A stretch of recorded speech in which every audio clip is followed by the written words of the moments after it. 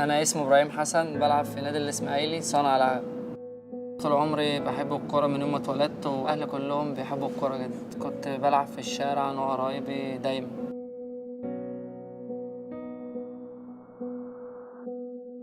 دخلت دوري بيبسي من سنة 2006. من سنة لعبت دوري بيبسي المدارس والدنيا فتحت في وشي. رحت الأكاديمية دوري بيبسي المدارس، قعدت 5 سنين. قعدت بقى آكل وأشرب وأنام موجود في النادي.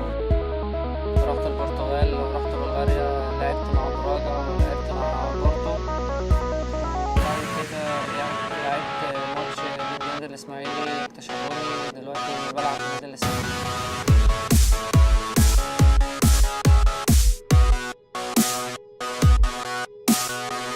انا من غير دوري بيبسي المدارس ما كنتش وصلت اللي انا فيه دلوقتي، ان انا اكون بلعب في النادي الاسماعيلي.